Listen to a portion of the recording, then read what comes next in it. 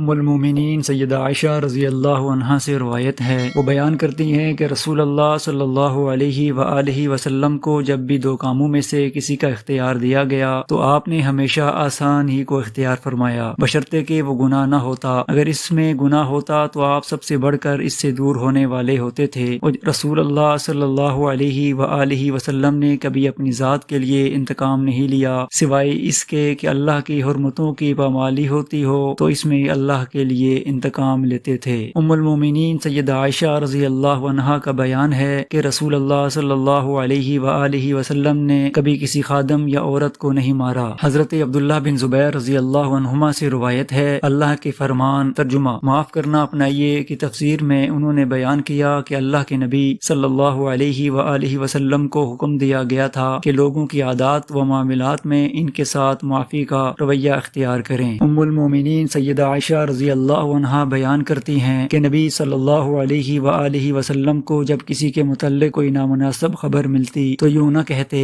فلاں کو کیا ہوا ہے کہ یوں کہتا ہے یا کرتا ہے، بلکہ یوں فرماتے لوگوں کو کیا ہوا ہے کہ ایسے ایسے کہتے ہیں یا کرتے ہیں۔ ام المومنین سیدہ عائشہ رضی اللہ عنہا سے روایت ہے کہ ایک آدمی نے نبی صلی اللہ علیہ وآلہ وسلم کے ہاں آنے کی اجازت طلب کی تو آپ نے فرمایا کنبے کا بہت بڑا آدمی ہے، پھر فرمایا اسے اجازت دے دو، بلا لو۔ جب وہ اندر آ گیا تو آپ نے اس کے ساتھ نہایت نرمی کے ساتھ باتیں کی۔ سیدہ عائشہ رضی اللہ عنہا کہتی ہیں میں نے کہا اے اللہ کے رسول، آپ نے اس کے ساتھ بڑی نرمی کے ساتھ باتیں کی ہیں، حالانکہ آپ نے اس کے متعلق ایسے ایسے فرمایا تھا۔ آپ نے فرمایا قیامت کے دن اللہ کے ہاں سب سے برا وہ آدمی ہوگا جسے لوگوں نے اس کی بدغلامی کی وجہ سے چھوڑ دیا ہو۔ سیدہ عائشہ رضی اللہ عنہا سے روایت ہے ایک شخص نے نبی صلی اللہ علیہ وآلہ وسلم کے ہاں آنے کی اجازت چاہی تو آپ نے فرمایا کنبے کا بہت بڑا آدمی ہے۔ پھر جب وہ آپ کے پاس آ گیا تو اس کے ساتھ بڑی فراخ دلی کے ساتھ باتیں کی۔ جب وہ چلا گیا تو میں نے عرض کیا ہے اللہ کے رسول، جب اس نے اجازت مانگی تو آپ نے فرمایا کنبے کا بڑا آدمی ہے۔ جب وہ آ گیا تو آپ نے اس کے ساتھ بڑی فراخ دلی کے ساتھ باتیں کی ہیں تو رسول اللہ صلی اللہ علیہ وآلہ وسلم نے فرمایا اے عائشہ، بلا شبہ اللہ تعالیٰ کسی بدگو